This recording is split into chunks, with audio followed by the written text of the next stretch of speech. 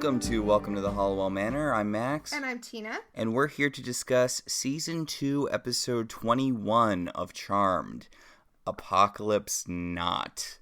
Which, you know, it's a solid title. It's the title. Oh, yeah, no.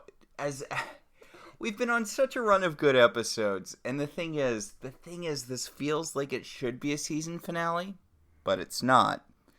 Yeah, the season finale is the French Stewart Genie episode that we have next time. Woof.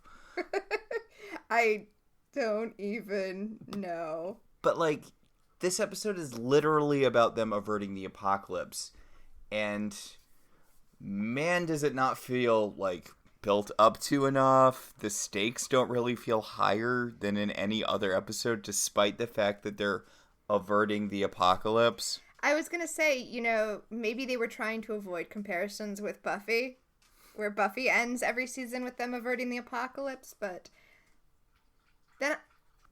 But I don't think it's every Buffy season. Well, no, that's what I was going to say. Maybe they thought they were Buffy season 4, where they end with the apocalypse, and then they have kind of a cool-down episode. Except Buffy's cool-down episode was Restless, and their cool-down episode is the French Stewart Genie episode, which, to be honest, I'm kind of looking forward to. Because it ambiguously introduces Phoebe's flying power? Or just because we've been watching a lot of Third Rock from the Sun, and it'll be weird seeing French Stewart back when he was getting a push, I guess. I just like saying the French Stewart Genie episode, if I'm completely honest. This episode was directed by Michael Zinberg, who previously did Heartbreak City.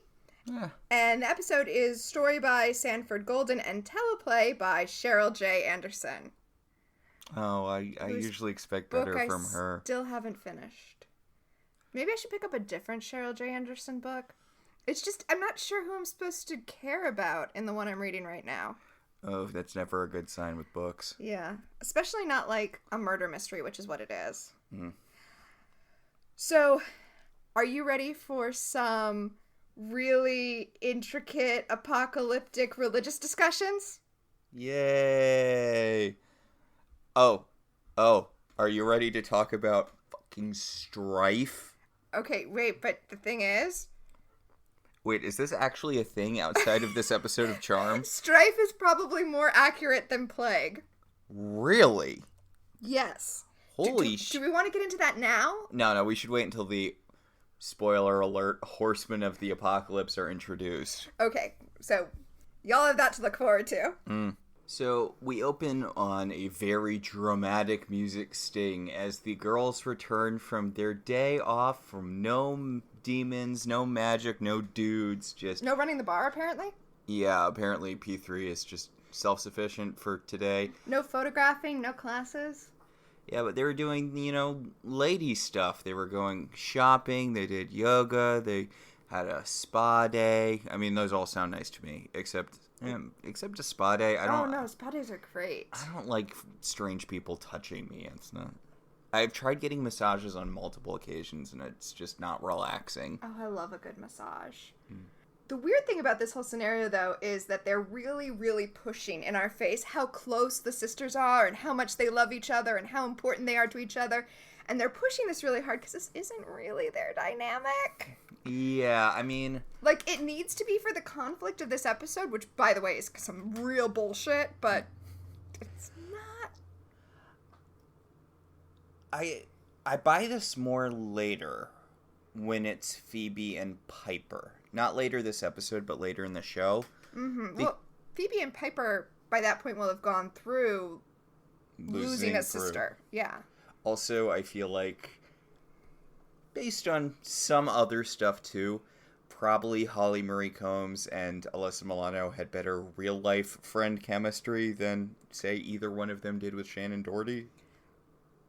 So, as I'm sure many of our listeners know, Shannon Doherty and Holly Marie Combs were, like, best friends before they started filming Charmed.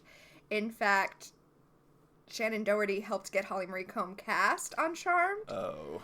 And Shannon Doherty had a real feud going with Alyssa Milano, so I'm just, like, looking at that dynamic, and it kind of hurts me, just, like, like, here's some astral projection stuff where I just want to leave my body because I just feel so much the pain of, this is my best friend, but now she's best friends with my mortal enemy. You know what it makes me think of? What? That Bowling for Soup song, High School Never Ends. Oh my god, I haven't thought about that in forever. But yeah, it's just like, oh, high school drama. I mean, it really does never end. Like, it gets better in that you have more ability to just walk away from it if that's what you choose. But there's some high school drama going down at my work right now, and these women are, like, in their 50s. Oh, I was going to say high school does end if you manage to surround yourself with people who are, you know, I don't want to say mature because I'm not surrounded by people who are mature, but, like, people who can... Emotionally mature? People who can handle drama more or less appropriately. But, like, the thing is, some people never learn that skill, and sometimes... Or some people don't want to. Some people don't want to, and sometimes you're stuck in a situation where it's unavoidable. Like work. But putting all of that aside, right now, the important thing is that the girls are BFFs, y'all! Well, and the other important thing is that the television is showing that people all over the world are just getting into huge fights all the time. And Prue turns it off and she's like, isn't it crazy how people can just be antagonistic like that? Isn't it weird that there are people who just go out there and needle other people and needle them and just turn them against each other? Isn't that a bizarre thing? Who would ever do that? Okay, so I thought you were going a different place with this. I thought you were going to be like, wow, this is weird. This is just like when there was that demon who came out of the movie and was making everyone fight, except surely this isn't demon related. Also, so is the implication here that there wouldn't be, like, conflict without demons? Because that seems to be kind of what this episode is implying. Like, there are no man-made conflicts. It's all demons. I mean, this is a real... Above Charmed's pay grade. Oh, I was just thinking about how in the 2000s or in the year 2000. Yeah. Well, it was the end of history. Yeah, as we discussed in the not witch trial, because they were named badly, the future episode where Phoebe gets burned at the stake. Morality bites with a Y. Yeah, we're at the end of history part of history, where it doesn't seem like anything global is happening, so you can just kind of... Oh, and I want to point something out when we say that. That was the idea in America, which was a very limited viewpoint, because obviously it was the end of history in America, not globally, but we were acting like it was. Yeah. We have some listeners who are not American. I want them to know that we're aware it was not the end of history in the rest of the world. And honestly, it wasn't really the end of history in America.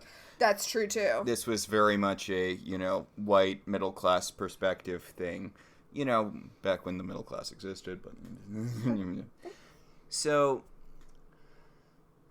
yeah, the girls are all very dismissive of the fact that there are conflicts everywhere else in the world because their house is a shining beacon of sisterly love.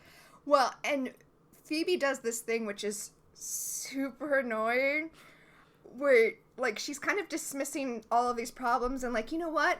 I took this psych class and it really made me think about the big questions. So I am more evolved than other people who get into these kinds of scuffles. Oh, God.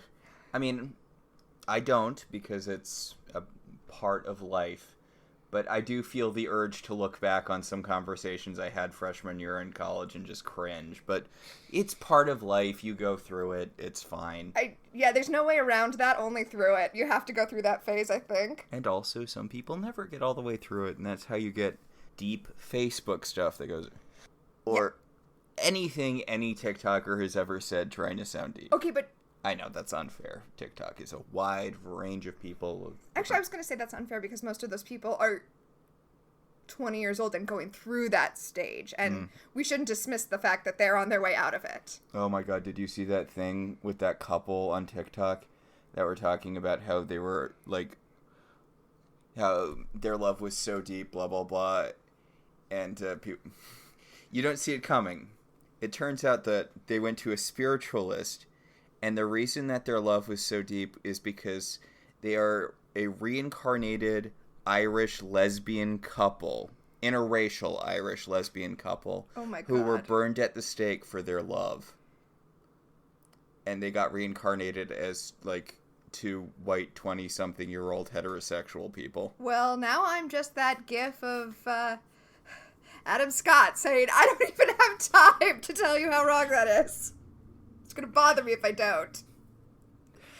You need to understand about TikTok, Max. Because you're not on TikTok, you only see the stuff that's so cringeworthy and wild that it escapes the TikTok environment. Like, it breaks TikTok orbit. But the thing about TikTok is it has a genius algorithm. Like, its algorithm is so good. That's why you got that, I think it was a Reductress headline that was, woman wondering why her TikTok feed is nothing but lesbians about to find out. Like, TikTok knows who you are before you do sometimes. And so, I don't see any of this wild stuff when I'm on TikTok. I just see a bunch of either hot witchy lesbians, or hot cosplay lesbians, or hot D&D lesbians. That's what my TikTok For You page is, and it's glorious, and I love it. Okay, I enjoy the things you send me from TikTok sometimes, but it's something I feel like I'm too old for. I am 9 years older than you. I know, but I look at that screen and I'm like, nope, can't do it. Can't do it. So Phoebe's picked up a book of, big questions. Dinner Party Makes You Things. No, and seriously though, we're mocking this book, but I did actually think about going on Amazon to look for a book like this, because it seemed like it would be fun when you're in that philosophical drunk stage of a party to, like, pass it around and let people make notes in it. I mean, this is the sort of stuff, not exactly this sort of thing, but, you know, right after college, when I was hanging out with my friends, when we were at, like, the Penguin Bar or whatever, we'd do this sort of thing, except ours were always questions like, how many freeze-dried wolves do you think you could fit in your apartment? Do I have access to anything to, like, compress them? Like, No, they're full-size freeze-dried wolves. You can stack them any way you want. But were they freeze-dried in motion, or were they, like, curled up asleep? No, they're standing. Okay, but they're standing, they're not, like... They're not, like, puffed out or anything. Okay. Or would you rather bleed birds or snakes? Like, if you were cut, would you rather have birds or snakes? No question. Definitely birds. I kind of want to bleed birds instead of blood. That sounds awesome. So, Phoebe has a book that's basically Trolley Problem, the book. Yeah, which she suggests would maybe be fun for, like, bar trivia, which, yeah, at P3. By the way, Phoebe's pants have a lot going on. They're, like, cutoffs that have leggings kind of sewn into them. Okay, I totally rocked that in the year 2000. Yeah, I'm not saying it's bad, just it's notable. Yes. The first question she reads out loud is, would you rather save 5 strangers from a burning building or 1 sister? And they're all like, sister, obviously, lol, sisters! Which is just so not their dynamic normally, but fine. Okay, Jan. So the doorbell rings, and it is Leo, who has come to the door because of last week when he orbed in on Phoebe, and it got really awkward. Continuity. Okay, so Leo's plotline this episode is that he's jealous of how close the sisters are, which is so sad for him. Come on, dude. Okay, it made me, like, angry at him. I was like, oh, is this the first episode where I started to really be annoyed with Leo? Because he's all jealous that Piper's got more time for her sisters than for him, which I guess makes sense because since he's a white lighter, they can't do the plot that, oh, she spends more time fighting demons than hanging out with me, so it's got to be about the sisters. As someone who does a Charmed podcast with you, I can tell you that this is not the first time you've been super annoyed with Leo. No, but I think some of my previous annoyance with Leo was bleeding over from knowing how annoying he's going to be without it actually being his fault. So I'm wondering if watching it through the first time, this is the first time I was like, God damn it, Leo. I mean, I feel like Leo's more of kind of a sad sack later on than someone... Uh-huh. Yeah. Yeah, he is. I don't know why. Sad sacks make me really angry. I mean, like, I don't like, say, Charles Boyle from Brooklyn Nine-Nine. Is he a sad sack? He is, and you know who's the ultimate sad sack? Who? Ross from Friends. Yeah. I feel like the sad sack and the nice guy TM have a lot in common. Except we know Leo's not a nice guy TM. I mean, he is a nice guy in that he's a literal angel who was resurrected from the dead due to goodness of self. But he's not like a nice guy. He's like... No, that's true. Yeah, he doesn't have the nice guy TM qualities where he just hangs around and waits for you to want to have sex with him and then gets mad when you don't, even though you've shown no interest. Yeah, he just has sex with you and then orbs away. Also, I feel like part of the thing with the nice guy TM is that they're not actually nice. It's just they say that they are. Like, and Leo's a real informed attribute. Leo's fine with emotional stuff. He's better when he's not dealing with, his girlfriend and his girlfriend's sisters, but that's really the only context we ever see him in, so... I mean, I've got bad news for this guy. Dealing with his girlfriend and his girlfriend's sisters is literally his job. This is why, why white lighters shouldn't date their charges? They really shouldn't, and also there should be, a white lighter HR, because this is a nightmare. Well, remember, when Leo was first introduced, when we first discovered he was a white lighter, he tells Phoebe that white lighters are supposed to be undercover. Witches aren't supposed to be aware of them, which does seem like the better system, but also is not something we ever see even with other witches and their white lighters. Or even hell with Leo and his other charges. But, whatever. Piper's like, look, I love my sisters, but I can't have sex with them, so shut up, stop being jealous. Well, okay, I know I just complained about Leo, literally seconds ago. Mm-hmm. But then they go out on a date. We don't see the date, but we see Piper afterwards talking about how much Prue and Phoebe would have liked the restaurant. And it's and apparently that's what she talked about all through dinner, was how much she'd rather be with her sisters than him. Jesus Christ. So, not to be on his side, but goddamn, Piper. So... Speaking of goddamn Piper stops at, I suppose, a stop sign? Yeah. To have a conversation with Leo. Does she not know how stop signs work? You don't stop at them forever. I don't blame the guy. The guy behind them's honking, and they're like, okay, let's ignore him and have this entire ass conversation. We'll stop at a... What's his problem? Yeah. And then he pulls around them, and they're like, geez, what's wrong with that guy? You know what's wrong with him? You sat at a stop sign for 5 minutes to talk about how Piper is cucking Leo for her sisters. Anyway, the guy is so angry when he goes around them that he ends up hitting a watermelon truck, which is just some classic hijinks. That's some classic television hijinks. And the watermelon man jumps out of the truck and just starts wailing on him. And then a guy stops a different car and gets out of that and starts wailing on the watermelon guy. And Leo's like, that's weird. It's weird, right? That's weird. And Piper's like, It is weird. It makes sense to Piper. That's what she would do in that situation. I feel like with some different music, this is just a comedy bit. Especially with the watermelon truck. Yeah.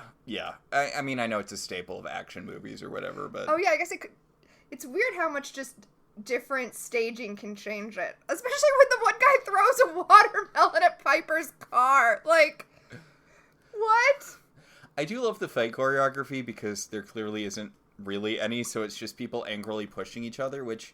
to be fair, is kind of what fighting looks like in real life. Like that Crazy Ex-Girlfriend song. Yeah, real life fights are not dramatic. So, the guy who threw the watermelon at Piper's car, when she gets out of the car, he goes to throw a watermelon directly at her, and she freezes it because... duh. We keep cutting significantly to a man dressed in all black with a green tie taking notes. And when Piper freezes the crowd, he is not frozen, and he sees her standing there... still moving, and he's still moving, and he's like, oh shit, and he takes off. Whoops. Okay, about the tie, which I feel like is more of like a teal than a green. It's like a blue-green. But the tie bothers me a lot. Because they should all be color-coded, right? Because the Four Horsemen are color-coded. Why are the ties not color-coded properly? I mean... His tie should be white. Is he... Strife. Okay.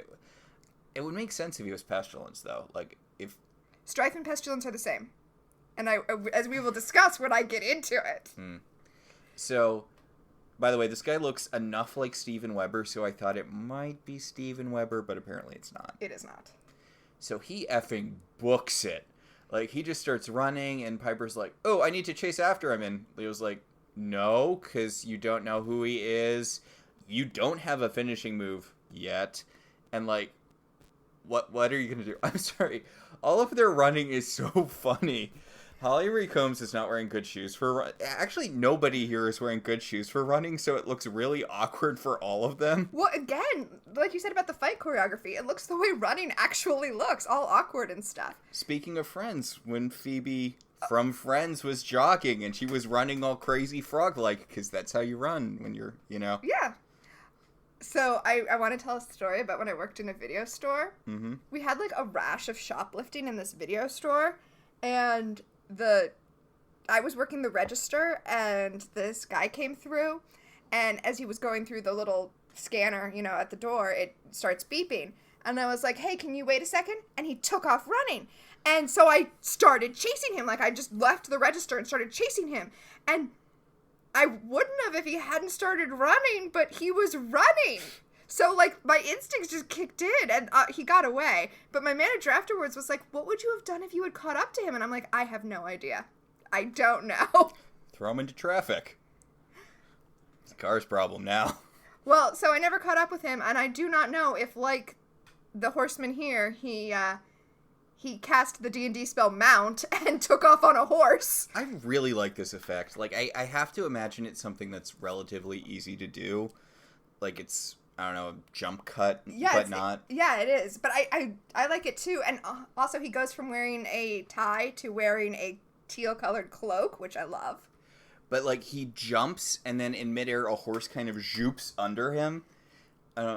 It's nice. And also, I feel like the guy got a lot of... Like, it didn't seem like wire assisted or anything. It just seemed like the guy naturally could jump pretty high. He just got a lot of air. Yeah, because I was like, that's pretty impressive, and it doesn't look like, say, that really awkward jump Chiana did in Farscape. Where they're like, look, she's a cat person, so we're going to do this one scene where she jumps in weird slow motion real high to see John, and it's super awkward, and I'm assuming never happens ever again on Farscape. Yes, that's correct. So he also disappears on his horse, and Leo and Piper come around the corner just too late to see that happen, so they just see him vanish, which is a shame, because if they'd seen him on a horse, it might help them figure out who he is, but we know who he is because we see him transport to a field with 3 other guys on horses. Now... It's the Four Horsemen, y'all. Yes. Now, when Piper first started chasing him, Leo very significantly said that, don't chase him, you don't know what he is, you don't know what you need to do to handle this situation. Dude, you're backup, okay? A White Lighter's job is to back up. Which... She is the charmed one of 3, but come on. Okay, fair, but also, I don't know how much significance this has in the rest of the show, but is having a proper vanquishing potion that... I mean... Vital? Or spell. I mean, it probably... I would assume it is, but, like... I'd imagine that there have to be some just generic vanquishes that would work. Generically. I mean, not on one of the Four Horsemen of the Apocalypse, I'd think. Yeah, but I mean, he could just be a minor mischief demon or whatever. Which is what they initially think. Yeah. I mean... I have to assume that not every demon needs a specific vanquishing spell, right? Here are the facts as they are. Mm-hmm. This guy does not respond to Piper's ability to freeze. Mm-hmm. And Leo is making the assumption that outside of her ability that's granted to her, like outside of the ability that was given to her to be able to freeze people, she has no skills or abilities. And that's just insulting. I mean, it might be accurate, but it's insulting. I'm kind of on Leo's side here because what was the game plan, Piper? Honestly, if it was Phoebe... I was just going to say, if it was Phoebe, we could assume she would cast a generic Vanquish. Yeah. Or come up with one on the fly, because that's what she does. Yeah. Honestly, if it's Piper or Prue, I kind of don't have... Well, Prue could just, like, use her powers to knock down all those boxes that are ubiquitous in alleyways and, like, crush him. I mean, I guess we've kind of seen Prue finish off demons by throwing stuff into them sometimes. Well, I mean, she could at least hold him. Assuming her power worked on him. I mean, if... Well, but see, Prue doesn't need her power to work on the demon because she can use it on the boxes. Mm. That's the convenient thing about Prue's power. She doesn't have to throw him into the dumpster. She can throw the dumpster onto him. And would she just keep doing that until she called Phoebe and Piper and they drove over? Well, in this scenario, let's assume Leo's with her, and Leo just orbs away and gets the other sisters, and they orb back. Phoebe can write the Vanquish on the way. I'm just saying, I get why Leo's like, what's the plan here, Piper? I guess. So we cut from that to the special singing guest star. It's the Where Have All the Cowboys Gone lady. It is. Yeah, and she does a song from after Where Have All the Cowboys Gone. She had she formed her own band, the Paula Cole Band. She's Paula Cole.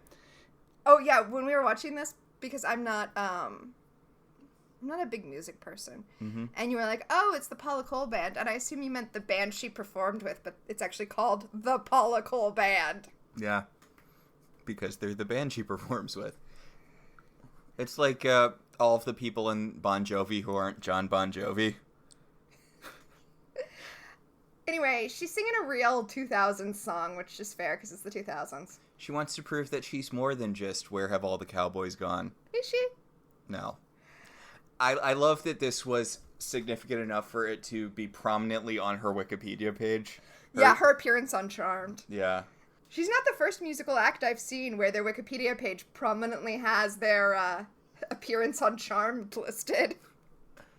This is a thing I believe I've mentioned it on this or other podcasts before, but a thing I really enjoy doing is watching when there's a performance in like this or a Buffy-esque show, or really any show that has a club scene, watching the extras try to dance because it's always awkward and bad. It's a lot of fun. Well, it's because there's no music. Yeah, it's because there's no music for them. And also, there's this great one, and I think it's Legends of Tomorrow, which I need to watch more of. I know. I stopped watching it when it was still in the bad first season. But there's a bit where they're in this, like, post-apocalyptic future, and there's, like, this underground base, and they're having a rave, and everyone's kind of really awkwardly just waving their little plastic weapons in the air and kind of half-moving to music so that White Canary and whoever can have a conversation. And there's just... It's so awkward looking. It's just... Well, we just watched Dairy Girls. Yes. And that scene at the wedding? That scene... No. In the last episode of the first season where Orla does her step aerobics routine. Yeah. To the song Pray. Mm-hmm. Was originally to Madonna's Like a Prayer, but probably for rights reasons. They probably couldn't pay for the rights in America. They swapped it out for the song Pray. Mm-hmm. And it works there because it's supposed to be an awkward song. It, doesn't matter. She's supposed to be doing an awkward little dance. Dairy Girls is fun, by the way, just putting that... Yes, everybody prior to this moment in time who told me to watch Dairy Girls was correct. It's a great show. Yes. So,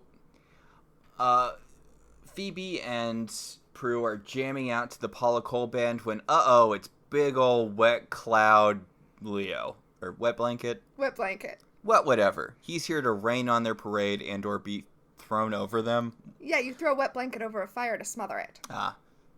Yeah. I guess you would also ruin a party by throwing a wet blanket over it. I guess it depends on what type of party it is. I feel like you can ruin a lot of things by throwing wet blankets on top of them. It's like stakes, right? Staking someone through the heart kills a lot of things. Yeah, exactly. So the girls decide they have to go back to the manor to check the Book of Shadows and find out what this guy was who was causing all of this discontent. I mean, I guess it makes sense that he's, that this would be a Book of Shadows thing, that they would need more than a generic Vanquish. If he was freeze resistant, that probably means a power of 3 thing, right? Yeah, it probably does. I mean, if he can resist the freeze, that's some pretty high level power. We have seen very few demons who can resist it. And he didn't shake it off the way we've seen some demons do. He actively just didn't even notice it. Didn't even realize it was happening until he saw everyone around him was frozen. So he's explaining what happened to his buddies. Who are all, by the way, they're all like Wall Street bros. And I kind of like this rendition of the Four Horsemen as just Wall Street bros. And the idea is that the source of all evil, by the way, first mention of the source of all evil? No, Rex and Hannah, Rex and Hannah mentioned having a boss. This might be his first mention by name. I can't really swear to that. But it has come up that the demons work for something. A lot of the mythology around the source that gets introduced in this episode straight up does not matter later. That's true. Which is a shame because, no, I really like the source as an evil CEO and, like, the really annoying Wall Street bros as the people that he imbues with powers in order to be the horsemen. I guess at this point that was still kind of... I feel like the big thing, which is one of the things that's kind of making me about watching Loki, although I will get around to it at some point, is that the whole mystical thing as a bureaucracy has been pretty run into the ground. Yeah. Like, hell as a corporation isn't even a new concept at this point. I know, but, like, it doesn't need to be new. Yeah, I mean, it's a solid thing. I just mean it happens a lot. I'm just saying, as long as capitalism continues to show how evil it is, it makes sense that we would portray evil as capitalism. Speaking of portrayals of evil, Brian Thompson is one of the horsemen. He is War, specifically. You probably know Brian Thompson from being the villain in everything.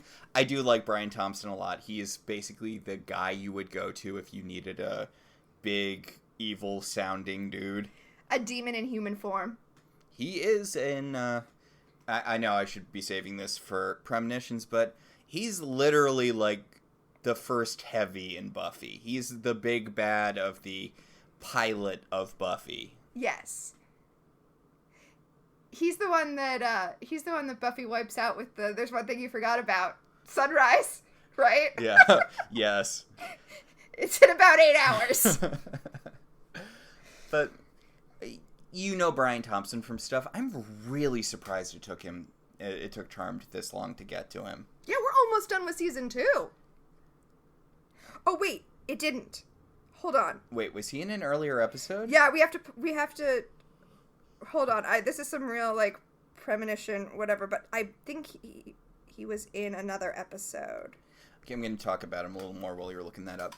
So, he was in the Mortal Kombat movie, he was in a Sylvester Stallone movie, he's the bad guy in a lot of stuff, and honestly, I really wish they had used him for the source. They kind of... I am never going to wish Cole away. That's just not happening. No, I mean, the original source. Oh, yeah. Instead of the stupid half-beard guy. Because, honestly, okay, so we see the source at one point before the source is, like, a reoccurring guy. I honestly thought it was in this episode, but it's not, where he's, like, this cloaked figure that has, like, this giant halo around him, and he looks really cool there. But then they never use that again, and he's just some guy with face tattoos and a weird half-beard, and I'm like, you should have used Brian Thompson for that. At least he looks intimidating. I feel like I could beat up the guy that they got to play the source who's just the half-beard guy. Yeah. Oh, so this is his first appearance on Charmed, but he's going to come back again as a different demon. Oh, that makes sense. And by the way, on Buffy the Vampire Slayer, he was Luke from the first episode. The first anointed one? Oh yeah, I guess he is, isn't he? He's also the judge. Oh, that makes sense. That makes sense. I'm assuming he's a massive man in real life because he always gets cast in these roles. Well, as long as I'm on his Wikipedia page. Yeah. How tall? 6'3". That's not huge. Although he is built like a linebacker. Yeah. Plus, he's got that great voice. He's got that... I can't do it, but he's got that, like, deep, intimidating voice. Like, there's a reason. There's a reason he always gets cast as this guy. I also think it's interesting that in this quartet... I know I should say this for when it comes up, but in this quartet... the heavy of the Four Horsemen is war and not death. Yes, that is rarely the case, but it had to be here the case because usually when people do stories about the Four Horsemen of the Apocalypse, death is kind of separated off from the other three because the other three can be seen as in some way made or facilitated by man. Yes. Whereas death is just the ultimate truth, right? Yes. And so if there is a source who's imbuing them with powers, then that's kind of Death's jam, but they've taken that away by creating the source. Yeah, so I guess it makes sense that war is kind of the big one here. So we cut from... Wait, can I talk about Revelation now? Yes. Okay. Also, we're not supposed to know they're the horsemen yet, even though, come on. It's obvious they're we saw the four of them on horses. I think we, the audience, are supposed to realize they're the horsemen. I feel like it's still played like a reveal later, but... So, the Four Horsemen of the Apocalypse in modern culture are generally portrayed as death, pestilence, war, and famine. But in Revelation, only death is actually named. Okay, so here is the passage for pestilence. Then I saw when the Lamb broke one of the seven seals, and I heard one of the four living creatures saying as with a voice of thunder, "Come." I looked, and behold, a white horse, and he who sat on it had a bow, and a crown was given to him, and he went out conquering and to conquer. So that's the passage that has traditionally been interpreted as pestilence, as plague. Really? Yes. Wait, I thought Death was the one on the pale horse. Pestilence rides a white horse. Death rides a pale horse. Oh. Yeah, that's why they didn't really color code the ties. I mean, that's the real reason. But he's been interpreted as a lot of things. Plague is just the most recent, and honestly, I feel like he's plague by default. I mean, pestilence is a fun word. No, I feel like he's pestilence by default, because the second horseman is, when he broke the second seal, I heard the second living creature say, "Come," and another, a red horse, went out, and to him who sat on it was granted to take peace from earth, and that men would slay one another, and a great sword was given to him. So that one's clearly war. Like, that one's clearly war. So the first one, it's like, well, so he's what? And some people have interpreted, okay, well, he's like war that conquers, and the red horse is like civil war. So what I'm saying is, the fact that in this show he's strife, not necessarily a bad interpretation. And then just for the record, when he broke the third seal, I heard the third living creature saying, "Come." I looked, and behold, a black horse, and he who sat on it had a pair of scales in his hand, and I heard something like a voice in the center of the four living creatures saying, "A quart of wheat for a denarius, and 3 quarts of barley for a denarius, but do not damage the oil and the wine." Which everyone knows that passage because it's the passage that Famine uses to sign his books in Good Omens. And I was going to say, the Bible probably could have used an editor. This is... God was the editor, Max! Anyway, this is generally interpreted as famine because that's a lot of money to pay for wheat. Although, some interpretations have it as, like, Jeff Bezos, because... Greed. The food is so expensive, but do not damage the oil and the wine. It's like wealth disparity. And then, of course, the last passages. When the Lamb broke the fourth seal, I heard the voice of the fourth living creature say, "Come." I looked, and behold, a pale horse, and he who sat on it had the name Death, and Hades was following with him. I like the translation that uses hell instead of Hades. So that translation is, and it was Death and hell rode with him, but, whatever. It doesn't really flow, right? Like... It's translated. Yeah, I mean, I guess it probably sounds better in Sumerian or whatever. Or... Greek? I mean... Revelation is in Greek? Is it? Isn't it? I mean, I'm sure at some point it was, but that can't possibly be the original tongue, right?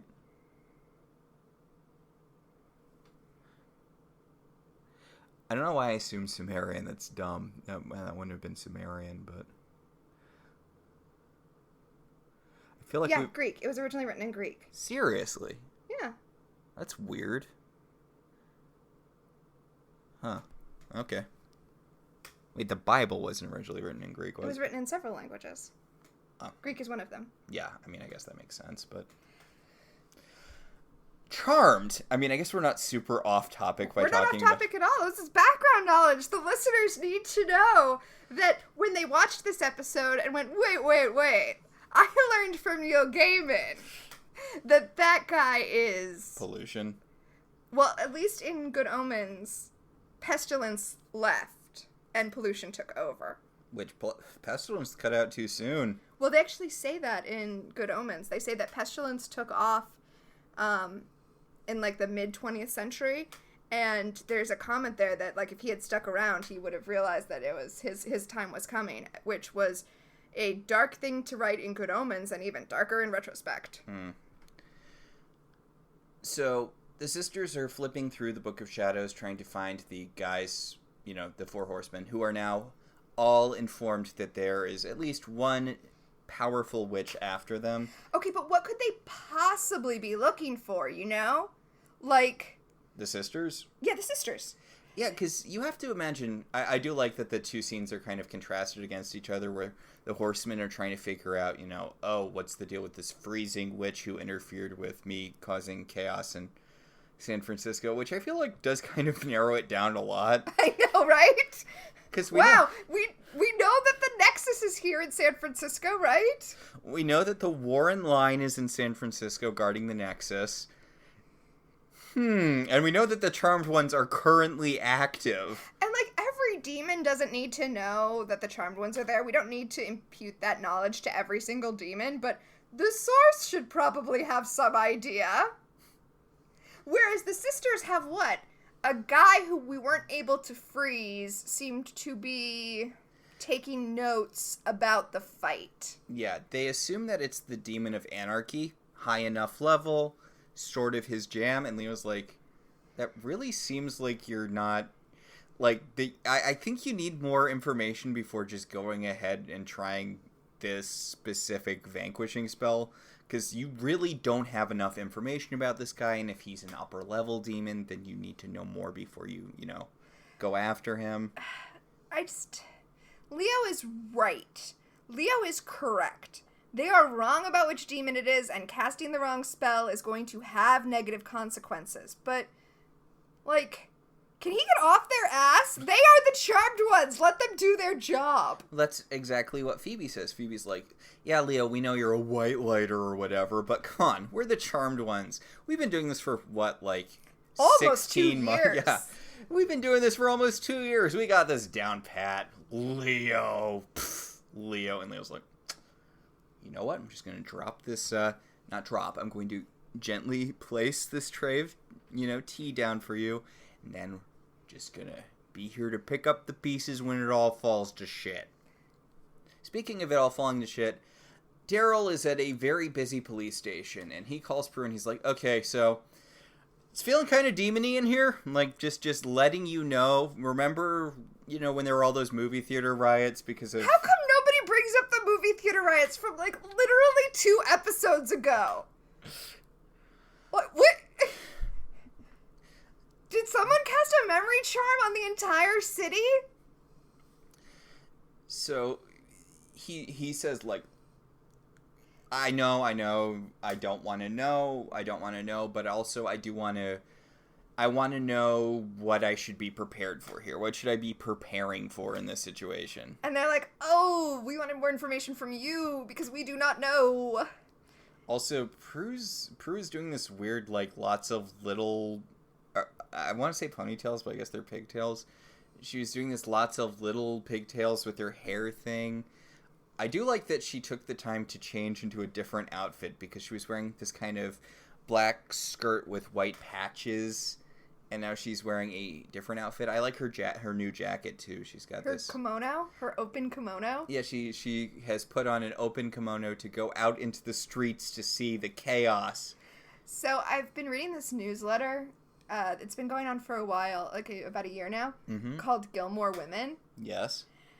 And it's, as you could guess, it's two women going through episodes of Gilmore Girls and dissecting them and talking about all the issues with Gilmore Girls. Yes.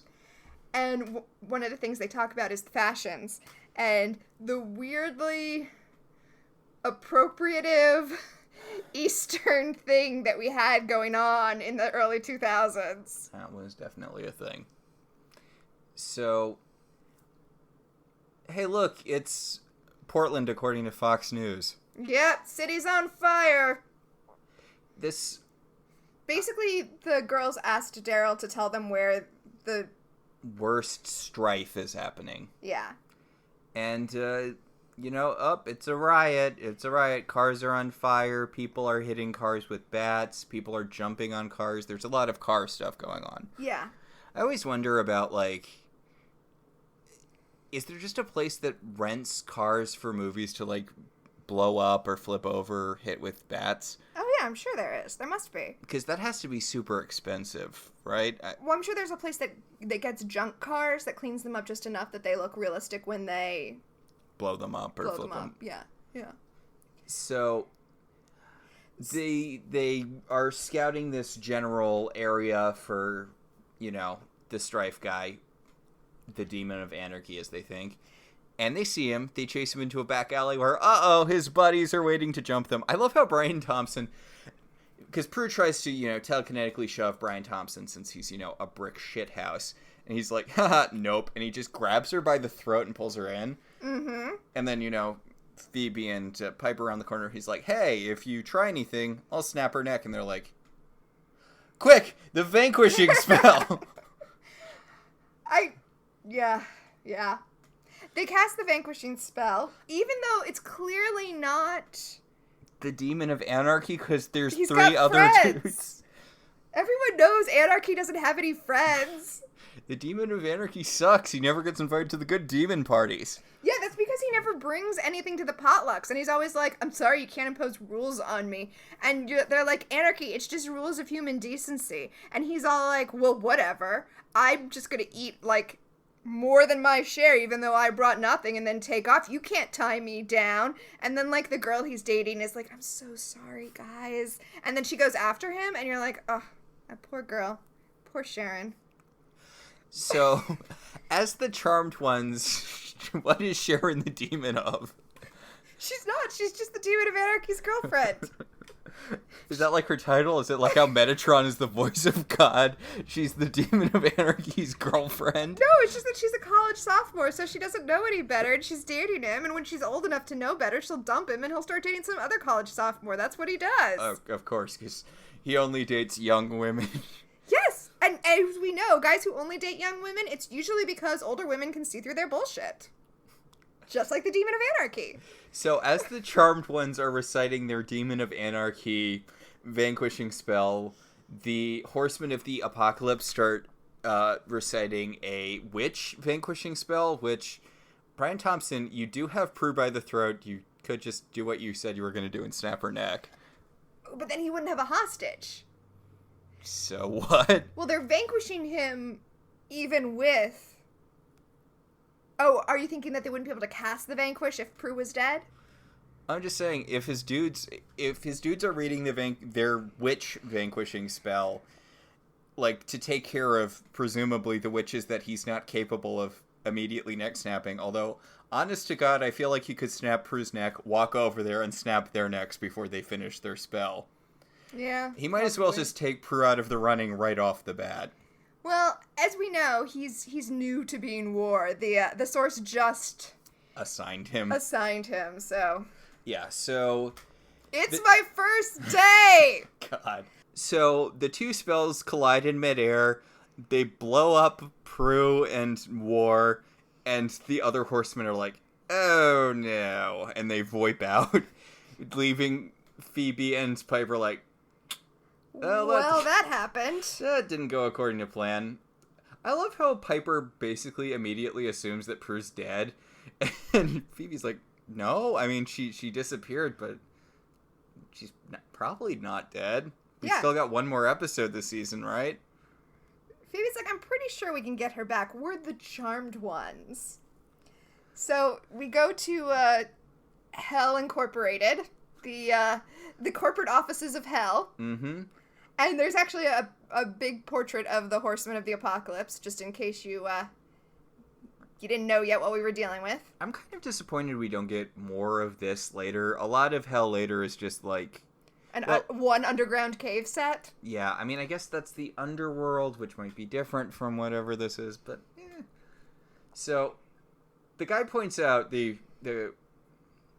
green tie points out, like, okay, well, obviously War's not actually dead because we were anointed by the source himself and only he can kill us, as you know, Bob. And the other two are like, nope, he's gone, and without him, the whole thing falls apart. Without War, the apocalypse can't possibly happen. We might as well just get drunk and eat ice cream naked on the floor while watching reruns of The Nanny. Strife is like, I'm not giving up. We have to do this. And Death is like, are you looking for a fight? And Strife's like, that's my name. Don't wear it out. God. Oh my God. Ugh. Anyway, yeah, Strife's really, really focused on bringing back War. And Death and Famine don't seem to really care. You know, Famine gets nothing to do. Poor Famine. He's like this weedy little guy. But I like how they immediately give up, even though it seems like, come on, they're on the way anyway. I don't love this, like, because we cut to their screens full of, you know, their work happening in the world. Mm-hmm. And there's, like, a woman, and it all feels like it's news footage that they pulled and not, you know... Yeah. This seems like real footage. And there's one of the shots is a cop pepper spraying, like, a group of protesters. It's...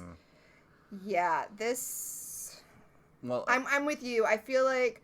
Charmed does not have the gravitas necessary for them to be using this kind of very real, very heavy subject matter. Also, the implication that the only reason bad things are happening in the world are because of, you know, demonic influence. It's like in the cartoon Anastasia, when the reason for the Russian Revolution was because Rasputin sent out waves of feeling bad that caused all of the previously happy peasants to rise up against the benevolent Romanovs. Yeah. Yeah, that movie's got a lot going on historically there. Just. Ooh. Yep. There's also a picture of a woman holding up there's a video of a woman holding up a picture of what I can only assume is her missing son in a war zone, and I'm like, yeah, that's really not something you should be bringing into this Charmed. Like, I know this was the stuff you could get for free because it's in the public domain or whatever, but like this footage, I'm like, maybe don't do that in your stupid witch show. Also, a lot of stuff that you're holding up is like, not that, but a lot of other stuff that they're showing are videos of protests, and I'm very uncomfortable with protests being represented as the evil in humanity, which is what we're supposed to be looking at. So we get a timer. The apocalypse is gonna happen in 3 hours. Dun dun dun. really, really not built up to enough. Well, that's the thing, right? This show doesn't do things like this. This show doesn't put a literal ticking clock on the screen. This is a real screenwriting crutch. They were like, oh, shoot, we need to establish that the apocalypse is happening. I don't know, just write on the screen the apocalypse is happening in 3 hours and then we'll move on. And I'll fill that page in with dialogue later. Yeah, it's unnecessary. Like, you literally can just have one of the guys be like, you know, we need... Which they do. They talk about needing him back before whenever. Because without him, then it will all be for naught. So, I do like how Piper and Phoebe... By the way, not a lot of Prue in this episode. Keep that in mind. It's weird, right? It's weird how, and I know it's not a season finale, even though it really feels like it should be, but it's weird how in this very important feeling episode, Shannon Doherty's basically gone for most of it. Well, okay, this might not be what you are implying, because Shannon Doherty, spoiler alert, directs the next episode. Huh. So she might have been doing, like, second unit stuff to get that episode ready. Okay. Yeah, it might have been one of those things like when Holly Marie Combs needed surgery or whatever, and she just conspicuously wasn't in most of an episode. So they're in the attic. They're looking in the Book of Shadows to see if there's like a witch recovery spell, and Prue's essence forms a weird little orby thing, and it flies through Piper. Okay, honestly, this feels like more screenwriting cheating, right? They were like, shoot, how do we get the information to the girls? Oh, what if we just had Prue's spirit show up because she's in another plane, and so we just Tinkerbelled that shit. So Phoebe's like, wait, if she's in the wind, if she's a spirit, doesn't that mean she's like a ghost and therefore dead? And Piper's like, no, it didn't feel like ghost wind, which, remember, I fucked that ghost that one time, so I know what ghost wind feels like. Fuck that ghost. It feels more like, remember when Abraxas was on that other plane? And Phoebe's like, I remember Abraxas being on another plane, but I don't really remember him influencing, but you know what, fine. And Phoebe's like, Prue, if you're in, you know, this area, if your spirit is here with us, why don't you communicate, you know, to us using the spirit board? Which, hey, spirit board. I think this might be the last time we actually see them use that spirit board, by the way. So, the little blobby energy thing flies onto the spirit board. You know how we were praising the special effects before? And a little still image of Shannon Doherty shimmers across the little blobby spirit orb, and then a blobby red orb flies into the room, and a still image of Brian Thompson shimmers around it, and then it chases the Prue blob around the room, and then they both fly out a window. It feels like something that a YouTube reviewer would do on After Effects in, like, 2010. So they're like, that was weird. Let's go back to the book and look for a spell to retrieve a lost witch. Okay.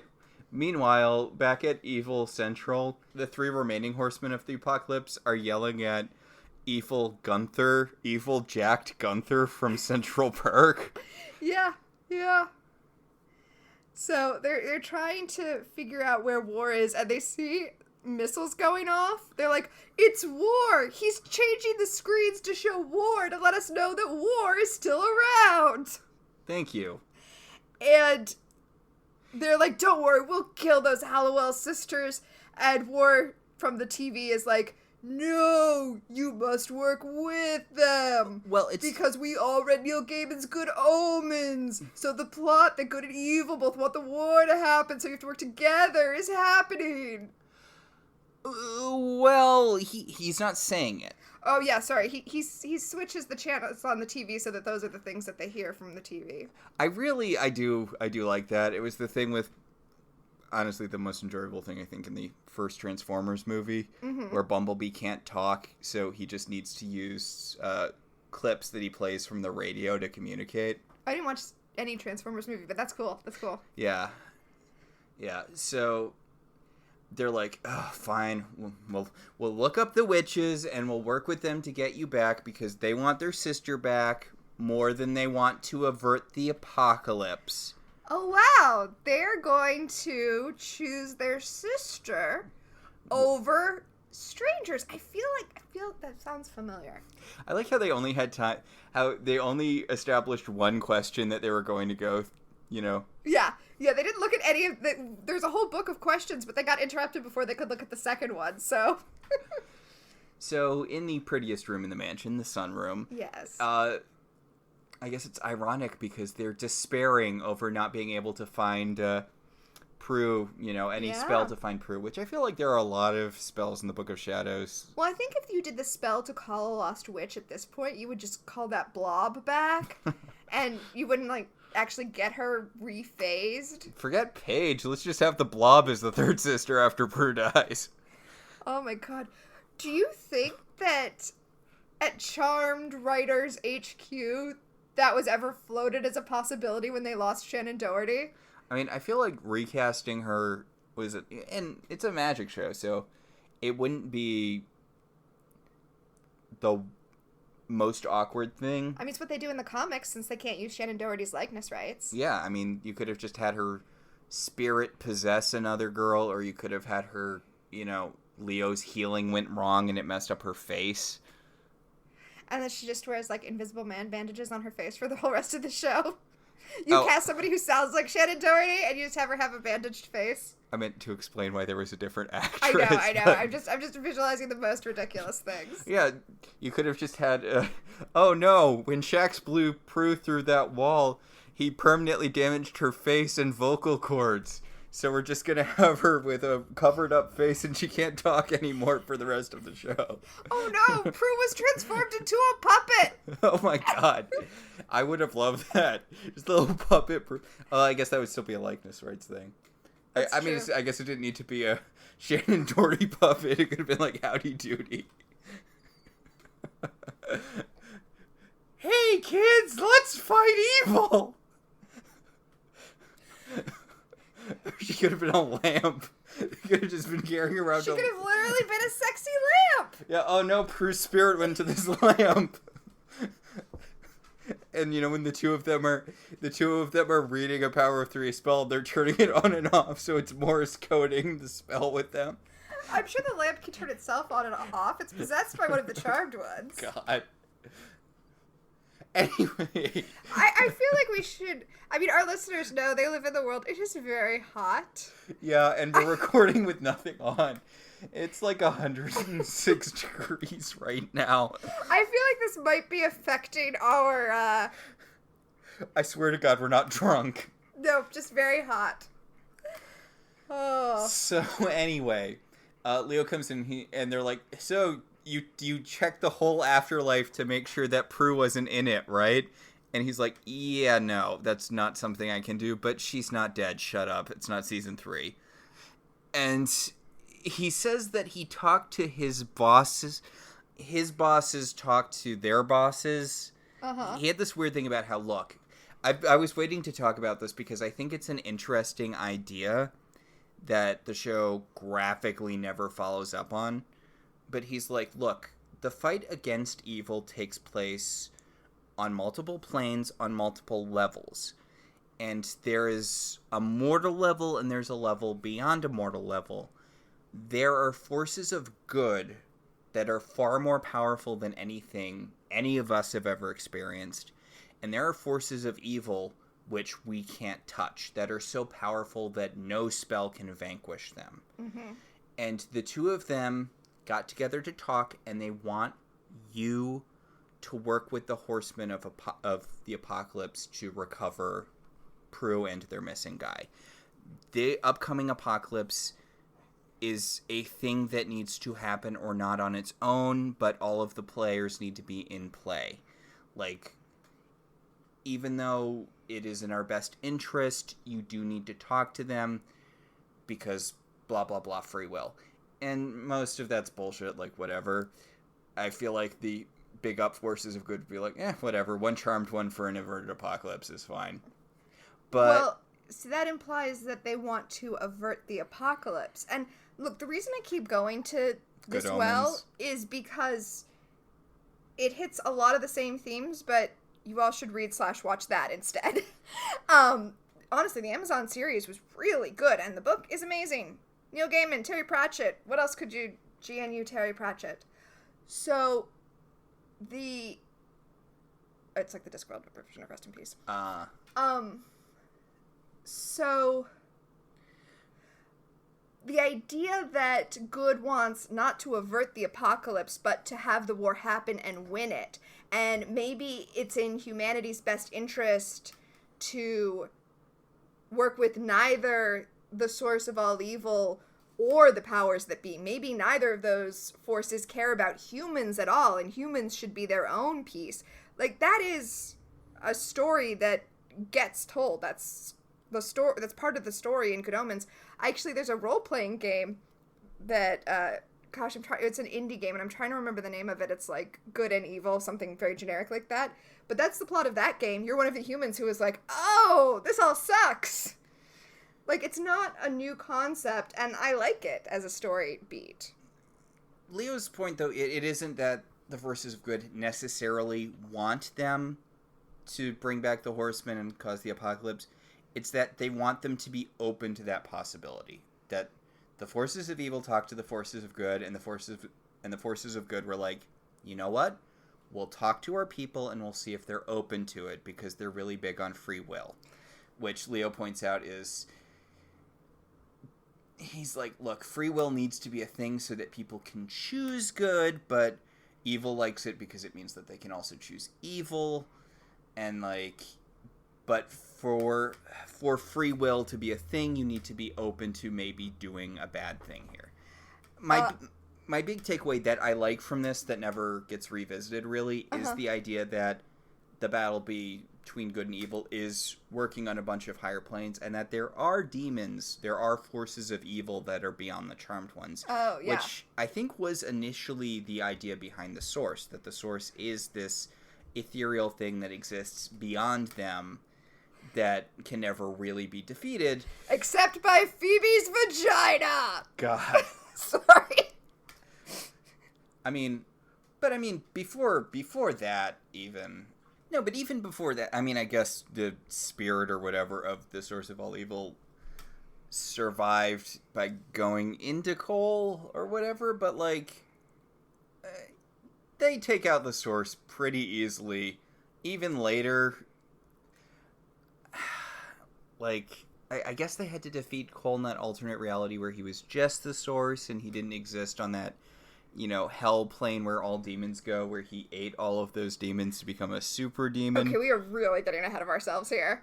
Okay, but, like, I like the idea that there are forces that are beyond the charmed ones. That there is a hierarchy, and while they are higher than a lot of things on the hierarchy, there's always a bigger fish. No, I'm with you. I like the idea that Earth is just a small piece of a bigger game. Yeah. And that... Potentially, the forces of good would be okay sacrificing a smaller piece. Yeah. Which, given what we see of, the elders later... they're sacrifice happy. So, they go to a neutral space, a park, to talk about how they're going to get, respectively, their dude and their sister back. And I really like the effect when Strife, who I guess is the main guy now that War's not around anymore, Strife's like, look, this isn't an ideal situation for anyone, but if we want our people back, we need to work together. He holds out his hand, Piper takes it, and there's this, like, quick inversion flash, and I really like it. It's a super cheap effect, but I really like it. And yes. It's played not subtly, but, like, clearly something has happened. And actually, we see the underclouds gathering, like, it's ominous as fuck. Then we go back to the manor. The Charmed Ones have brought the 3 remaining Horsemen of the Apocalypse to the manor. To the sunroom specifically. I like how Phoebe's clearing off space on the table, and she picks up a plant, and the 3 of them are like, ah! And she's like, it's a regular plant, not a witch plant, and I'm just moving it so that we can sit at this table. And then Strife, like, reaches into his jacket, and they're like, ah! And he's like, I'm just taking notes. That's what Strife does. Strife takes notes. Which, I guess Strife takes notes. It feels like Strife is... It feels like they're doing a group project, and Strife is really the one who's carrying the team. It's true! Even when War was around, it felt like Strife was kind of the guy who was doing all of this stuff. Yeah, Strife was definitely doing the work. So now Leo's giving Piper a hard time about bringing the Horsemen back because that's his role in this episode. And she's like, well, we weren't going to go to their place. Yeah, she points out that the house is the source of their power. And honestly, I wish they played with this more in the show, but that it's their stronghold and that, you know, if something bad would happen, the house would, you know, protect them, which I feel like should happen, but almost never does. The house does have protections, but I feel like we only ever see it when they get turned against the Charmed Ones. Right? So they're talking about exactly what it was that happened when Prue and War got vanquished, and they realize that they were standing in such a way that they formed a pentagram with Prue and War at the center. A pentagram which is the symbol of Wicca, but then has been appropriated by evil. And that's clearly what went wrong. Yes. By the Charmed Ones and the Horsemen of the Apocalypse forming a symbol that has been used for both good and evil, and casting 2 vanquishing spells, they created a something reality bubble that shifted Prue and War onto a different plane. Like putting too much air into a balloon! And then something bad happens. Yeah, so that's what they have to do. They have to do the backwards of that. So Leo is like, hey, Piper, come over here. I'm gonna break into their headquarters and see what what they're really doing. And Piper's like, okay. And then Leo orbs out, and one of the horsemen, gosh, what would he be? Would he be, Famine, I guess? The weedy one. Yes, Famine. Famine's like, where'd he go? What's his deal? What was that guy? And Piper's like, seriously? You don't know Whitelighters? Seriously? I mean, nothing. He's nobody. Don't worry about it. Hey, it's their first day! God. But, I mean, they were demons before they were the Horsemen of the Apocalypse, right? Do demons not know about Whitelighters? Because I don't know.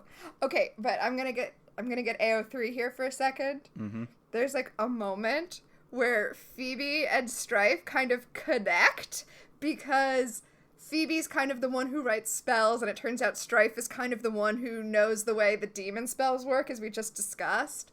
They're, like, both the ones who do the homework for the rest of the group. I just, there's a moment there. I honestly wish they'd played with that more. It feels like a lot of this episode is farting around. It really is. Although they are establishing... you know what? I was going to say they're establishing. I think maybe they've established this before, but Phoebe's got a thing for demons. Yeah. So, Leo orbs into evil territory, and I love how he's wearing his schlubby good guy clothes. He encounters evil Gunther from Central Perk, punches him in the face, and steals his clothes. And Death kind of, like, hears that and looks over, but they've already turned the corner, so he's like, it's probably nothing. I mean, I would imagine in a demon organization there's a lot of fisticuffs and or, vanquishing of coworkers. Fair. So, speaking of coworkers, Phoebe and Strife are on the couch together, talking about making spells and... Yeah, he talks about how the vanquishing spell he used on, them was the, bog standard witch vanquishing spell, even though she's clearly no bog standard witch. And, he asks if she's ever been evil before, and she's like, no, I've always been a good witch. And he's like, really? Because something about you seems like maybe you used to be a demon. And she's like, look, I don't... You're drawn to the darkness. Death is your gift. God. And again, there's a lot of stuff I like about this episode, and one of the running themes I like, which I know accumulates with the unfortunate Phoebe is the Queen of Hell plot, but I like that there's a lot of groundwork being laid for Phoebe's turn to evil. It's been mentioned that, she was born over the Nexus, which is a power that is neither good nor evil. She's more susceptible to possession. Her past life went bad. There's been a lot of hints that Phoebe has an inner darkness that she may have to confront at one point. And I feel like this is just another brick in that wall, which... Okay, I'm just going to throw this out here. This show did a real disservice when it walked back Phoebe being the Queen of Hell. Like, Phoebe as the Queen of Hell is my... Phoebe/Cole, like, that's my favorite storyline in this whole show. And the way it ends is... The fact that they felt the need that they had to be like, oh no, she was under mind control the whole time. Bullshit. Which she wasn't. She accepted becoming the Queen of Hell. We were there, Charmed. Don't try to play it off. Also, remember, speaking of groundwork, that her previous life was, like, out and out evil. Yeah, like... It's an interesting story, and you know what? I'm going to enjoy the ride now, even though I know how it ends. Yes. So, Leo stole Buff Gunther's clothes, and now he's wandering around as, like, a demon intern, to gather information. He's like, oh my god, they're the Horsemen of the Apocalypse, which, did they not know that already? It seemed... Okay. So, the Horsemen know that they're the Horsemen of the Apocalypse, right? Yes. Why do they have headshots on the wall that are specifically labeled Strife? War? Oh, you know what? I take it all back. I take back my complaint because those headshots were probably there to honor them when they got promoted from interns to War, Strife, Pestilence. Okay. They're their corporate headshots. Yeah. And also their corporate branding because they have the Horseman tattoos on their necks. Branding like... double meaning. Yep. Yes. Yeah, the Horseman tattoo is the Omega, by the way. Mm-hmm. Which I mostly associate with athletic wear, and frats. But as soon as Leo sees the Horseman tattoo on Death, Piper sees it on Famine. On Famine, and she's like, "Some ink you got there," and he's like, "Shut up!" And she's like, "You shut up." Okay, I like this. They've paired Phoebe up with Strife, and now they have Piper in the kitchen cooking with Famine standing over her while the two of them argue. Like, she's cooking while grilling Famine. Okay. I was just respecting what the subtle thing they were doing here. Yes. But she presses him for information because they've been very conspicuously avoiding using names, and he's like, we're just trying to get our friend back. And she's like, neat. Look at this thing I'm mashing. This isn't emasculating you somehow, is it? This isn't making you think of me crushing your testicles, is it? Mortar and pestle. Meanwhile, Strife is still hitting on Phoebe in the other room. He's like, yeah. Have you ever thought about going evil? You seem like you... Do you have a little evil in you? Do you want to have a little evil in you? Once you go villain, nothing else is as fulfilling. God. So, he also talks about how, look, we are reliant on each other. As good and evil need each other. There's a balance in the world, and without it, things will fall apart. And Phoebe's like, no, we're trying to undo each other. You want the world overrun by evil. I want the world to be good and happy. And he's like, that's not how it works, though. Like, people need both. You can't just have one or the other. She's like, boy, I hope this doesn't get recycled into a really, really terrible season finale a couple seasons from now. Oh, man. So Ectoplasmic Prue shows up and is like, I love how Blob Prue, like, taps Phoebe spiritually on the shoulder and then it just kind of awkwardly hovers behind behind Strife. Yeah, it goes over to the spirit board. And it goes 4, and then H. H-O, for ho? But then... Hey, who you calling a hoe? God. But then the evil blob comes and tackles the good blob and knocks the thing off. The pointer? The pointer off the spirit board. And Stripe's like, what the fuck was that? Look, okay, Prue, at this point, we are 3/4 of the way through this episode. If they haven't figured out that these guys are the Four Horsemen, that information is not going to help them. So, Phoebe and Strife, it doesn't matter, whatever. They came up with the solution to get Prue and War back. They're going to stand in opposite positions and then say the spells backwards to reverse the polarity of magic. I'm so glad that we had the whole brain trust working on that. So, they say that they need to do this at 6:30 sharp because they have a thing at 7. So they book it out of there, and Piper's like, so what actually happened there? And Phoebe's like, Prue was trying to tell me something on the spirit board. For ho? And Piper's like, maybe 4 hours? Maybe 4 hours is all she has left. And we cut right from that, by the way, to that ticking clock again. God. Letting us know that we actually only have 49 minutes left. Dun, dun, dun. So I really feel like Leo got all the information he needs. He doesn't need to keep hanging around here. And yet here he is, hanging around Hell Central. He just now sees the Four Horsemen. By the way, the board is like... you know what? I've worked in a corporate world that had things similar to this, so I shouldn't be saying this. It has, like, the number of people that they've killed, the goal number for them to kill, like, how many more they need to kill this quarter. You know, the more I talk about this, the more this sounds actually like the spreadsheets we get at the end of every quarter showing us whether or not we hit our goals, so never mind. But Leo's like, oh, the Four Horsemen! God, dude. So... I like how evil Gunther has woken up and he's like, guys, he's not me. He's someone else. You can tell by the fact that we have different faces. And Leo's like, oh, bye. And he just orbs out of the middle of the evil office. He orbs back into the manor and he's all schlubby. His, like, tie's all askew.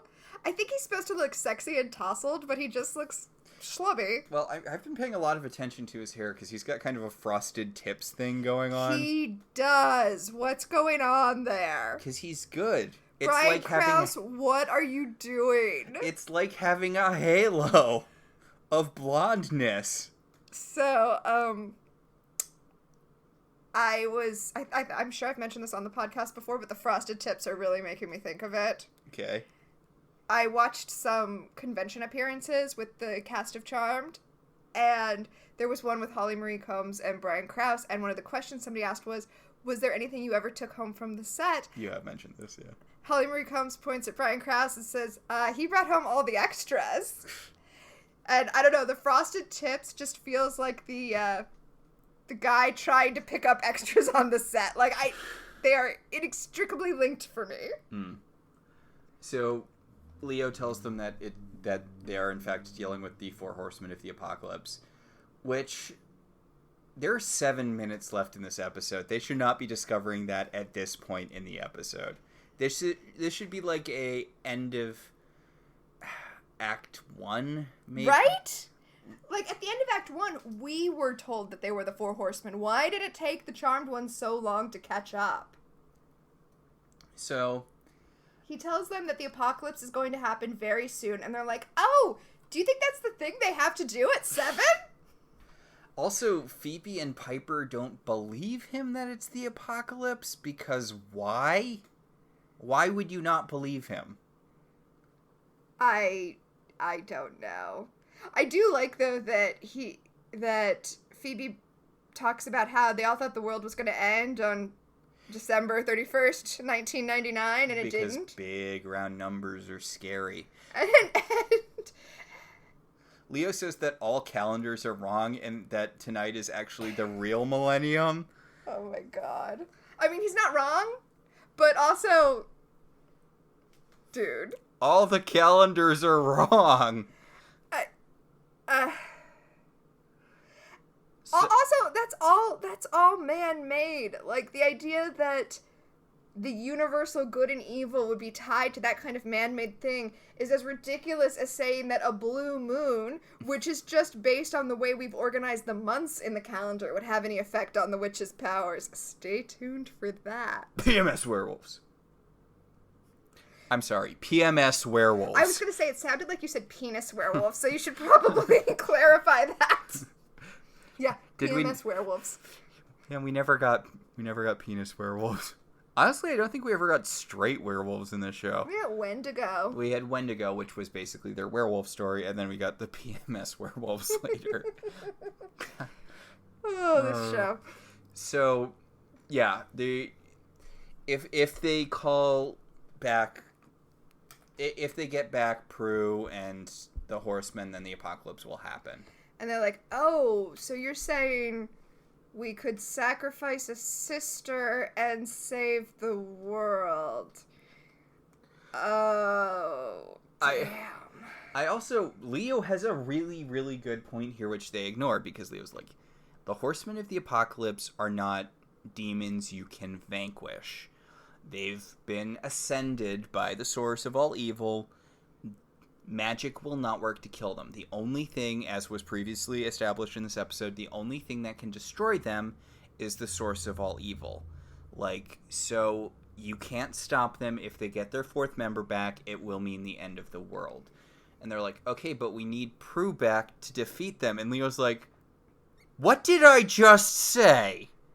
Can people not hear me talking? Am I even in this room? So, with 2 minutes left until the apocalypse, the 3 remaining horsemen are freaking out that the Charmed Ones stood them up. And then the Charmed Ones show up, which, like, why show up at all? Seriously. But they show up just to say that they're not going to help them. And... no, they show up to say that they are going to help them until Phoebe shakes the horseman's hand and sees the future. Because she's like, we made a promise, and good people stick to their promises even if it means killing every single person on Earth.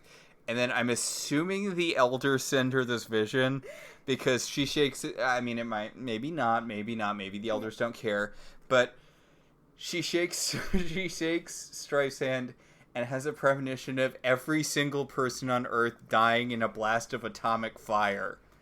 And she's like, oh no, that would be bad. Yeah, so they're like, okay, well, we're just not gonna chant now. And Death's like, your sister's gonna die if you don't chant. And they're like, yeah, we understand the trolley problem. Also, we've only been talking about it all goddamn episode. Also, Prue would probably die when you guys blew up the Earth. Right? Like, as of right now, she's just stuck on another plane. It's not like she's dead or anything. She's just stuck on another plane. Yeah, at least if we don't bring her back now, there will be a back to try to bring her to. Yeah. So we're just not going to do anything. We're not going to cast the spell. Suck it, losers. And then the Source is like... the Source opens up a portal and he shoots evil energy out of it to kill the 3 horsemen for literally no reason. Okay, wait. It's not literally no reason. First of all, since the vortex is open... Phoebe and Piper are like, oh, well, let's chant our part of the spell and get Prue out of there and run. And then War pops out, too, just in time to get, blasted by the source of all evil because their selfless act is what proved to the Source that humanity was not ready for the apocalypse yet. There was still some good in them. By letting Shannon Doherty die, he knew that humanity still had some good left. Still had too much good to end things. Because I guess humanity was slightly on the more evil side, so he decided to wipe everyone out, but this one act... well, like, humanity has to be on the more evil side for the apocalypse to go his way when he manifests it. Okay, but, like... you could have just not killed your own guys for no reason. Also, I feel like it shouldn't count because the Charmed Ones immediately try to weasel out of it as soon as the portal opens so that all of the source lightning can kill, the Horsemen. They immediately are like, oh, let's use this opportunity to get Prue out. Which also, I feel like shouldn't have worked because it's not like the guys were reciting their version of the spell. I mean, this is a real once upon a time thing, right? Where they make a sacrifice without actually having to make a sacrifice. Also, I think that he had to kill the Horsemen because I don't think they're good for that long. I think they're like milk. Like, they're only good for like a week and a half, so they're not going to be around for the next apocalypse. He's going to have to appoint new frat bros. I'm just saying, I feel like he would be more successful if he wasn't constantly blowing up his own people. I mean, that's a fact.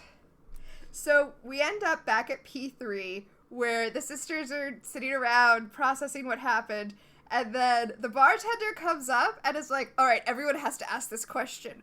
Who would you kill? 5 strangers or each other? And they're all like, each other. What? From the bartender's point of view, I'd be like, you bitches are cold. You are some cold bitches. That's the end of the episode. The end. The end. Ugh. We were on such a good run of episodes, and... Don't worry. Next time is the French Stewart Genie episode. In fact, let me read the Google Play description of that episode. It's called Careful What You... Which for? Which for... Wah, wah. And the description is, a genie, employed by a dragon warlock to steal the Halliwell's powers, offers to grant each sister one wish for whatever they most desire. But when they refuse, the genie tricks them into wishing, resulting in an uncontrollable power for Phoebe, Prue's death, and the rapid aging of Dan! Who finally learns Piper's secret. Also, Prue's wish makes her a teenager again. I mean, she does die at some point, but like... Spoilers episode description. Remember before when I was like, I think this is the last we see of Neighbor Dan, and then he just like never went away?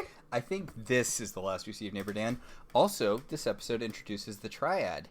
You know who the Triad are? What? Who are the Triad?